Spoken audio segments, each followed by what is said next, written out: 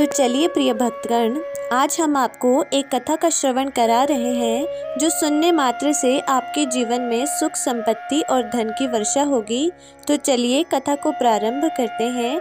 अगर आप यह कहानी सुन रहे हैं तो पूरा सुनिए।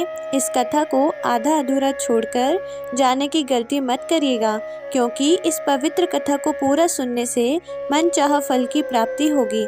इसलिए इस कथा को पूरा सुने। नृसिंह अवतार की कथा। नृसिंह अवतार हिंदू धर्म ग्रंथों के अनुसार भगवान विष्णु के 10 अवतारों में से चतुर्थ अवतार है, जो वैशाख में शुक्ल पक्ष की चतुर्दशी को अवतरित हुए। पृथ्वी के उद्धार के समय भगवान ने वराह अवतार धारण करके हिरण्याक्ष का वध किया। उसका बड़ा भाई हिरण्यकशिपु बड़ा रुष्ट हुआ। उसने अजय होने का संकल्प किया। सहस्त्रों वर्ष बिना जल के वह सर्वथा स्थिर तप करता रहा। ब्रह्मा जी संतुष्ट हुए।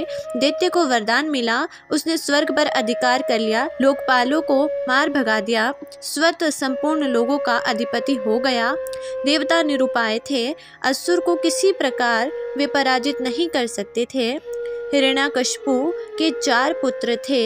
एक दिन सहज ही अपने चारों पुत्रों में सबसे छोटे प्रहलाद से पूछा, बेटा तुझे क्या अच्छा लगता है? प्रहलाद ने कहा, इन मिथ्या भोगों को छोड़कर वन में श्री हरि का भजन करना। ये सुनकर हिरण्याकशिपु बहुत क्रोधित हुआ। उसने कहा, इसे मार डालो, यह मेरा शत्रु का पक्षपाती है। असुरों ने आघात किया, भल फलक मूड गए, खड्ग टूट गया, त्रिशूल टेढ़े हो गए और वह कोमल शिशु अक्षत रहा। दैत्य चौंका। प्रहलाद को विष दिया गया, पर वह जैसे अमृत हो। सर्प छोड़े गए उसके पास और वे फण उठाकर घूमने लगे। मत गजराज ने उठाकर उन्हें मस्तक पर रख लिया। पर्वत से नीचे फेंकने पर वे ऐसे उठ खड़े हुए जैसे शैया से उठे हो। समुद्र में पाषाण बांधकर डुबाने पर 2 क्षण पश्चात ऊपर आ गए।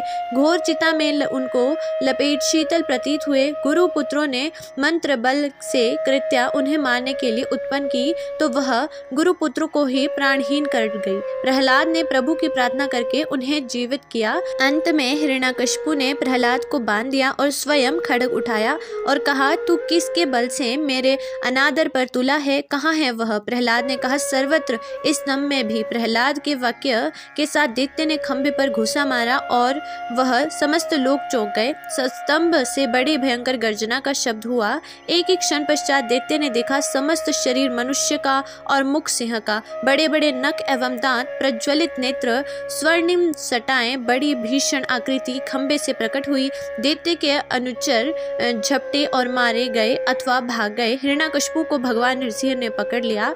मुझे ब्रह्मा जी ने वरदान दिया है, छटपटाते हुए दैत्य चिल्लाया, दिन में या रात में न मारूंगा। कोई देव, दैत्य, मानव, पशु मुझे न मार सकेगा। भवन में न बाहर मेरी मृत्यु न होगी। समस्त शस्त्र मुझ पर व्यर्थ सिद्ध होंगे। भूमि, जल, गगन, सर्वत्र मैं अवध्य हूँ। नृसिंह बोले, देख यह संध्या काल है, मुझे देख कि मैं कौन हूँ। यह द्वार की देहली, ये मेरे नख और यह मेरी जंघा पर पड़ा। तू अट्टहास करके भगवान ने नखों से उसके वक्ष को विदीर्ण कर डाला। वह उग्र रूप देखकर देवता डर गए। ब्रह्मा जी अवसन्न हो गए। महालक्ष्मी दूर से लौट गई, पर प्रहलाद, वे तो प्रभु के वर प्राप्त पुत्र थे, उन्होंने स्तुति की। भगवान नृसिंह ने गोद में उठाकर उन्हें बैठा लिया और स्नेह करने लगे। बोलिए नृसिंह भगवान की जय। कमेंट सेक्शन में जय जरूर लिखना।